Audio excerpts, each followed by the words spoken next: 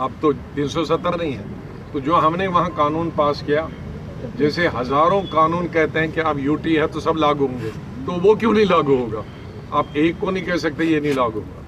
तो 5 के बाद वो लागू होगा कि जो फॉरेस्ट में है, एसटी, हिंदू, मुसलमान, गद्दी, वो ज़मीन भी जोत सकते हैं, हल भी लगा सकते हैं, घर भी बना सकते हैं, समझे? तो ये हटाने की जो मुहिम हुई थी वो गैर कानूनी है। इसीलिए हमने, मेरी पार्टी ने 85 एजिटेशनें की स्टेट, और जब नहीं माने फिर गवर्नर साहब को मैंने होम मिनिस्टर को बताया ये तो काम गैर कानूनी है, आप हटा रहे हो।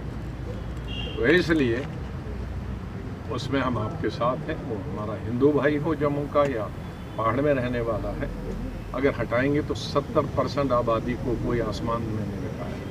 जो कानून बम्बई में लगा है, जो कानून दिल्ली में है, हैदराबाद में, कलकत्ता में है, सरकारी ज़मीन है, उसको रेगुलाइज कर, कुछ इसमें महाराजा के ज़माने की, कुछ शेख अब्दुल्ला के ज़माने, और फाइनल मेरे ज़माने में रोशनी कानून बना। जो यहाँ इन्होंने शिकायत की कि भाई कभी तहसीलदार आता है, कभी पटवारी आता है, कभी ऐसा, यही शिकायत मेरे पास भी आए।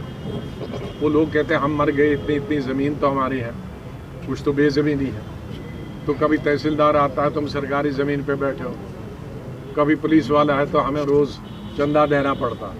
तो मैंने ये कानून बनाया, असेंबली ने कानून बनाया, हाँ, पूरी विधानसभा से पास हुआ, कैबिनेट से पास हुआ, विधानसभा से पास हुआ, कि जिस पे 20 साल से जो बैठा देहातों में, गरीब है, गरीब को मुफ्त, शहरों में जो बैठे हैं उसकी कीमत लेंगे शहरों वाले, क्योंकि शहर की कीमत उनको तो ज़मींदारी नहीं करनी है। देहात तो ये सबसे ज़्यादा मुझे यहाँ जम्मू और कठवा के लोग आए। जम्मू ये आरसपुरा वगैरह जो है सब, तो वहाँ उन्होंने कहा कि हमने तो रेत में से खेती शुरू की।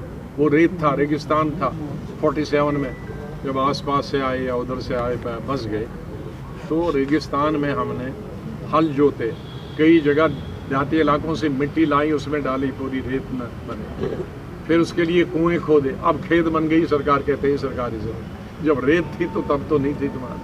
तो इस तरह की हालत हिंदू, मुस्लिम, एसटी, एससी की एक ही है। आज रेत भी नहीं उठाने देते। ये ज़मीन और बेज़मीन के, बेज़मीनों को महाराजा हरी सिंह ने भी ज़मीन दी, हाँ, उनको शेख अब्दुल्ला ने भी दी। उसके लिए आखिरी कानून हमने बनाया जिसमें ज़रा बहुत वसी हो गया, और उसमें हमने पिक एंड चूज़ भी नहीं किया। हमने जो भी कहा कि 20 साल से इस ज़मीन पे है, जिसके पास ज़मीन नहीं, शहर हो उससे पैसे। हाँ, गड़बड़ उसमें अफसरों ने किया है, ये नहीं मैं कहूँगा कि बिल्कुल 100%, कि जो अफसर थे कानून उन्होंने अपनी शहर में है वो भी उसमें लगा दिया।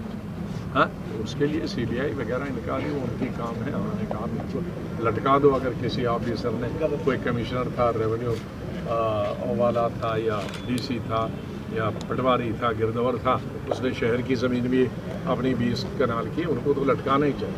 ये लोग जो आए हैं ये कहीं दूर दराज से नहीं, सारे सैनिक कॉलोनी, चौहदी और सुजमा के लोग हैं, एक ही जगह के लोग हैं। ये आपसे दिली प्यार करते हैं, दिली मोहब्बत करते हैं, लेकिन ये बेसहारा हैं। एक लावारिस कौम है, इनका कोई बाली वारिस नहीं है सिवा अल्लाह के और आपके, क्योंकि ये उजड़े लोग हैं।